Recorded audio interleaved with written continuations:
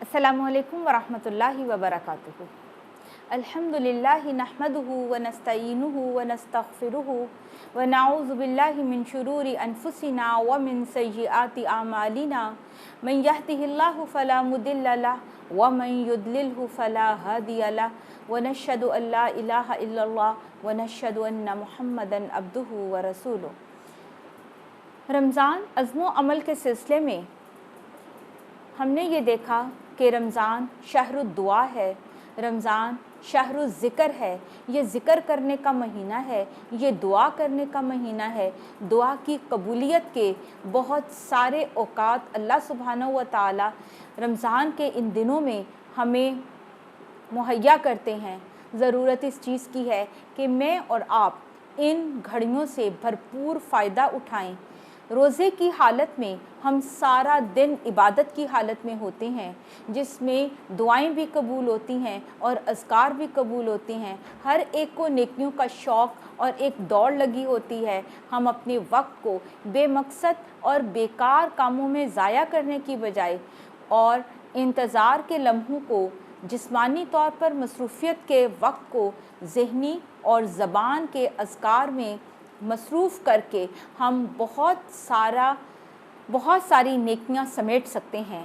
आज हम देखेंगे कुछ ऐसी तस्बीहात कि जिनकी बहुत ज़्यादा फ़जीलत नबी सल्लल्लाहु अलैहि वसल्लम ने बयान की है। तस्बीह से मुराद अल्लाह सुब्हानहू व तआला को हर नुक्स और ऐब से पाक करार देना है। कायनात की हर चीज़ अल्लाह ज़ुल जलाल की तस्बीह और हम्दो सना बयान कर रही है। यही चीज़ इंसान से भी मतलूब है। कुरान पाक में अल्लाह ताला का इरशाद है, या अय्युहल्लज़ीना आमनुज़्कुरुल्लाह ज़िक्रन कसीरा वसब्बिहूहु बुकरतन व असीला।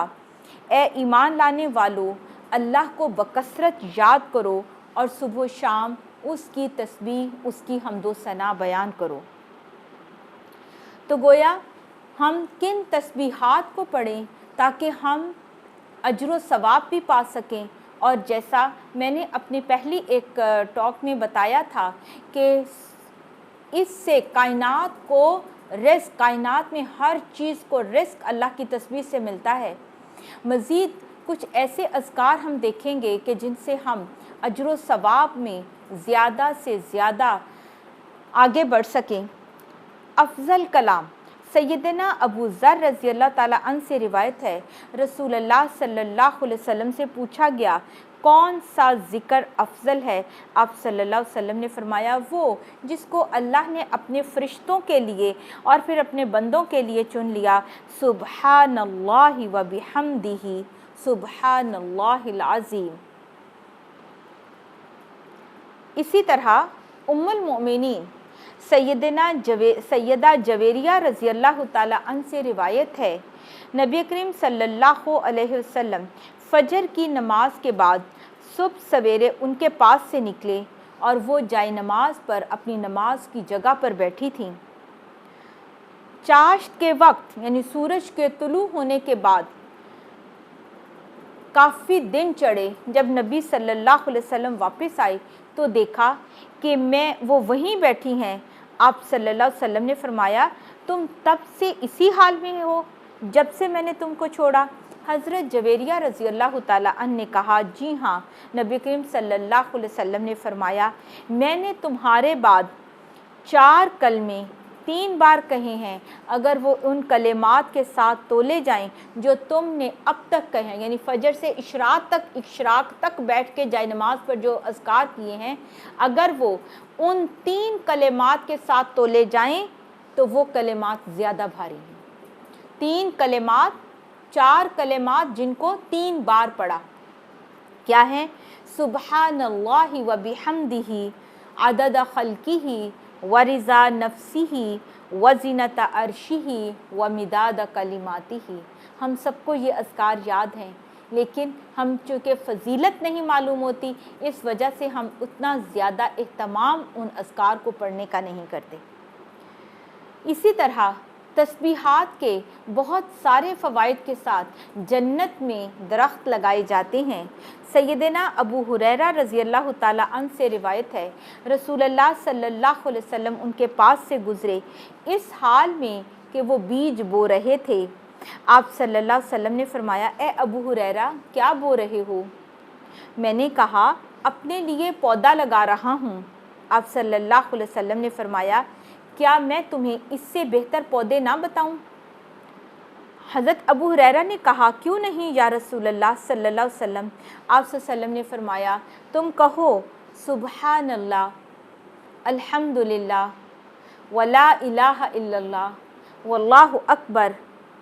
ہر کلمے کے بدلے جنت میں تمہارے لیے ایک درخت لگا دیا جائے گا۔ ایک مرتبہ انہی کلمات کے بارے میں نبی صلی اللہ علیہ وسلم نے فرمایا تھا کہ یہ کلمات مجھے ہر اس چیز سے زیادہ پسند ہیں جس پر سورج طلوع ہوتا ہے۔ اگر بچوں کو بھی، جب بچے بہت زیادہ شرارتیں کر رہے ہوں یا فارغ ہوں یا ٹریولنگ کے دوران، اگر بچوں کو بھی یہ کلمات سکھا دیے جائیں اور ان کو اس طرح موٹیویٹ کیا جائے کہ اس سے آپ کے جنت میں درخت لگیں گے، تو بچے بھی ان کلمات کو بہت شوق سے پڑھیں اور بچپن سے ان کے اندر نیکیوں کا ایک شوق پیدا ہو جائے گا۔ سیدنا ابو ہریرہ رضی اللہ تعالیٰ عنہ سے روایت ہے، نبی صلی اللہ علیہ وسلم نے فرمایا، اپنے ہتھیار پکڑ لو۔ صحابہ نے عرض کیا، یا رسول اللہ صلی اللہ علیہ وسلم کیا دشمن آ گئے ہیں؟ آپ صلی اللہ علیہ وسلم نے فرمایا، نہیں، آگ سے بچاؤ کے لیے ہتھیار لے لو، اور وہ کیا ہے؟ سبحان اللہ والحمد للہ ولا الہ الا اللہ واللہ اکبر، کیونکہ یہ کلمات قیامت کے دن بچانے والے اور پیچھے آنے والے ہیں، اور یہی کلمات باقی رہنے والی نیکیاں ہیں۔ سیدنا کعب بن عجرہ رضی اللہ تعالیٰ عنہ سے روایت ہے، کہتے ہیں کہ یہ کلمات پیچھے آنے والے ہیں اور ان کو 100 مرتبہ کہنے والا کبھی محروم نہیں ہوتا۔ کون سے اذکار؟ سبحان اللہ والحمد للہ ولا الہ الا اللہ واللہ اکبر۔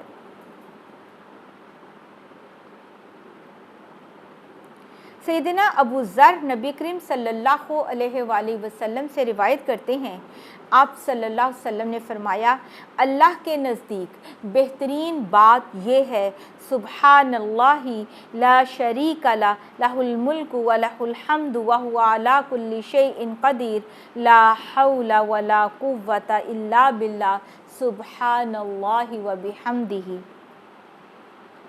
یہ کلمات اللہ کے نزدیک بہترین ہیں، سب سے زیادہ پسندیدہ کلمات ہیں۔ اسی طرح سیدنا عبداللہ بن مسعود سے روایت ہے کہ نبی صلی اللہ علیہ وسلم نے فرمایا، اللہ کے نزدیک بندے کا پسندیدہ کلمات کہنا کیا ہے؟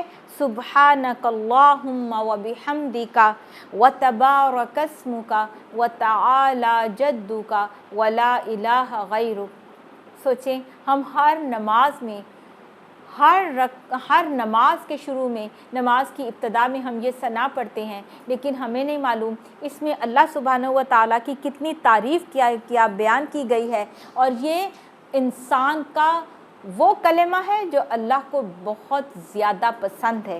مطلب کیا ہے؟ اے اللہ تو پاک ہے، تیری ہی تعریف ہے، تیرا نام برکت والا ہے، تیری بزرگی بلند و برتر ہے، تیرے علاوہ کوئی حقیقی معبود نہیں۔ اب جب نماز میں ان کو پڑھے تو اسی شعور کے ساتھ کہ یہ اللہ کے پسندیدہ کلمات ہیں، ہر لفظ پر رک کر اور سوچ کر اور اللہ کی بزرگی اور اللہ کی بڑائی بیان کرتے ہوئے کہیں۔ بڑھاپے میں آسان عبادت۔ سیدہ ام ہانی بنت ابی طالب سے روایت ہے، وہ کہتی ہیں، رسول اللہ صلی اللہ علیہ وآلہ وسلم میرے پاس سے گزرے، میں نے کہا، یا رسول اللہ، میں بوڑھی اور کمزور ہو چکی ہوں، آپ مجھے کسی ایسے کام کا حکم دیجئے کہ میں بیٹھے بیٹھے کر لوں۔ بوڑھے بزرگ لوگ وہ بہت زیادہ نوافل بھی نہیں پڑھ سکتے ہیں، وہ چل پھر کے بھی کچھ زیادہ نیکیاں نہیں کر سکتے ہیں، تو ان کے لیے کیا ہے کہ انہوں نے کہا کہ اللہ کے رسول صلی اللہ علیہ وسلم مجھے کوئی ایسا عمل بتا دیں کہ میں بیٹھے بیٹھے کر لوں۔ آپ صلی اللہ علیہ وسلم نے فرمایا 100 مرتبہ سبحان اللہ کہو، یعنی ایک تسبیح سبحان اللہ کی، یہ تمہارے لیے اولاد اسماعیل میں سے ایک غلام آزاد کرنے کے برابر ہے۔ 100 مرتبہ الحمدللہ کہنا، یہ تمہارے لیے ساز و سامان سمیت 100 گھوڑے اللہ کی راہ میں وقف کرنے کے برابر ہے۔ 100 مرتبہ اللہ اکبر کہنا، ساز و سمیت اونٹ اللہ کی راہ میں قربان کرنے کے برابر ہے، اور 100 مرتبہ لا الہ الا اللہ کہنا زمین اور آسمان کی ساری خلا کو بھر دینے والا ہے۔